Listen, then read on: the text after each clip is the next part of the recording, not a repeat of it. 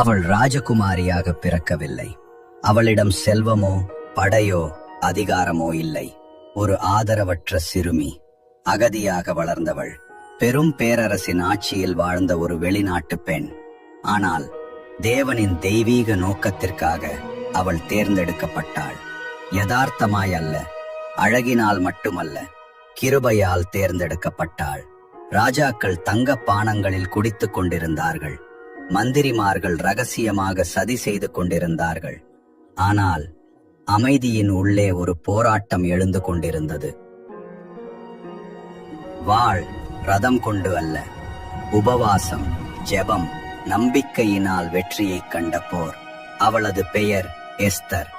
இது ஒரு ராணியின் கதை மட்டுமல்ல, இது தேவன் தமது மக்களை மிகவும் எதிர்பாராத ஒருவரின் மூலம் ரட்சித்த கதை. இது எஸ்தரின் சரித்திரம்.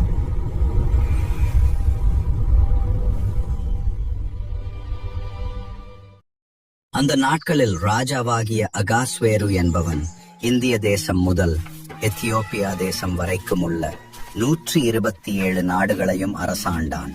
அவனது அரியாசனம் சூசான் நகரத்தில் இருந்தது. அவனது மகிமையை காட்ட அவன் 180 நாட்கள் நீடித்த பெரும் விருந்தை ஏற்பாடு செய்தான்.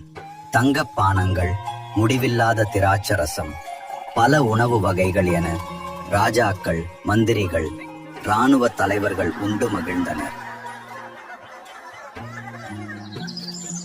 ஆனால் அந்த விருந்தின் முடிவில் அவன் அகங்காரத்துடன் ஒரு உத்தரவு கொடுத்தான். அவனது ராணி வஸ்தி என்ற அழகான பெண் இருந்தாள்.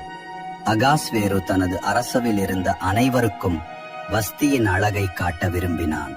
வஸ்தி ராணியை விருந்தினர்களுக்கு முன் அழைத்து அவளது அழகை காணச் சொல்லி அவளை வரச் சொன்னான். ஆனாலும் பிரதானிகள் மூலமாய் ராஜா சொல்லி அனுப்பின கட்டளைக்கு ராஜஸ்திரியாகிய வஸ்தி நான் வரமாட்டேன் என்றாள்.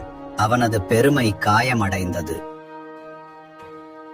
கோபத்தால் நிறைந்த அகாஸ்வேரு ஆலோசகர்கள் கூறியபடி வஸ்தியை ராஜ்யத்திலிருந்து வெளியேற்றி அவளுக்கு பதிலாக ஒரு புதிய ராணியை கண்டுபிடிப்பதாக சத்தியம் செய்தான். ஆனால் அந்த முடிவில் கூட தேவனின் கை செயல்படத் தொடங்கியது. ராஜாவின் கோபம் குறைந்தபோது அவன் புதிய ராணியை தேடினான். பெரிய ராஜ்யம் முழுவதும் அழகிய இளம் பெண்களை சேகரிக்க செய்திகள் அனுப்பப்பட்டன. அவற்றில் ஒருத்தி பாரசீக பெயரில் எஸ்தர். இந்த எஸ்தர் ஒரு அழகான யூத பெண். அவள்